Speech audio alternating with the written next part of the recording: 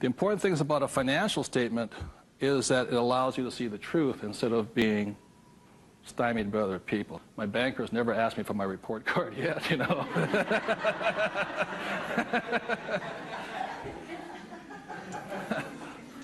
And what your banker asks for is your what? Financials. Because what a banker wants to see is your financial intelligence, not your academic intelligence. And both are important. Academic intelligence is important, you know, forever. But so is financial intelligence. So my rich dad said your financial statement is your report card once you leave school. And the problem is 99% of the people leave school and they don't have a clue what a financial statement is, much less what a checkbook is. You know, they know credit card, but they don't know much beyond that. And so they're easily swayed with the idea your house is an asset, and that's what gets them in trouble. They can't tell the difference between an asset and a hole in the ground. So that's the big problem there. Okay? And then book number 2, which is this one here, was the cash flow quadrant. Quadrant means 4. And the quadrant was the 4 people that make up the world of business. E stands for employee, S stands for self-employed, B stands for business owner, and I stands for investor. So my poor dad always said to me, you know, son, go to school and get a job. So he was programming me to come here. But I kept saying, but I want to be rich. And my mother says, yeah, don't listen to your dad, you know what I mean. My mother was a nurse. And she says, if you really want to be rich, you should become a doctor. They make a lot of money. So my mother was saying become, you know, specialist, self-employed, or small business owner, independent. You know, you hear people say, if you want to be successful, get a profession. You're like, something you can fall back on. You know, become a plumber, electrician, attorney, accountant, something you can fall back on. Because these guys are the smart guys. You know, these are the people that become doctors, lawyers, accountants, and they're really the brains of the class. My rich dad said to me, you know, Robert, you make a lousy employee. You can't follow orders. You don't like sitting still. And you're not very smart. I said, right. He says, you'd be very good over here. He says, because these guys aren't that smart. And that's the truth. That's why some of the richest people on earth are over here, because they're not smart. But they know how to surround themselves with smart people. And that's one of the biggest differences. And the other part is the investor. And the investor uses a different mentality, different emotions. The investor wants their money to work for them. And their words are, what's my return on investment? How soon do I get my money back? See, most people have the money in a 401k. That's not an investment plan, it's a savings plan. An investor would not do that because it ties that money up too long.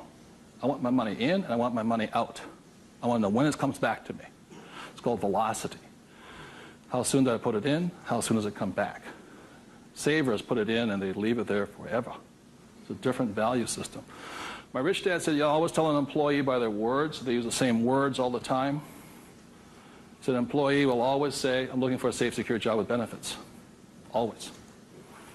My rich dad also said you can always tell a self-employed person because they'll say such things as, I'm going to charge you 6% commission, like a real estate salesperson, or $100 per hour, or I'm going to charge you for the job by this much. So they go, for these people, time is money. And the business owner, what they say, I'm looking for the smart people, best people, I'm looking for the best system. They don't, because they want to move on and start another business. They want to have multiple corporations. Very big difference. And an investor says, I want an ROI. Now, the theme song for the self-employed, the difference between the small business owner and the big business owner is very simply this. A big business owner, if they do the job right and build the company, they can leave. And when they come back, the company's doing better without them, more profitable because they have the bright people running it. A self-employed or a small business owner, if they leave, the income goes where? Down.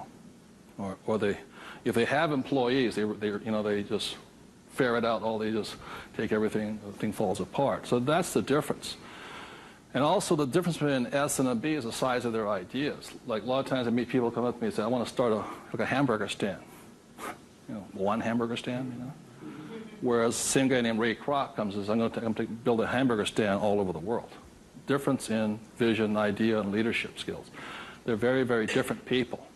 And the reason they're different is because emotions. This person here values, it's fear, so they want security. Security drives them hard.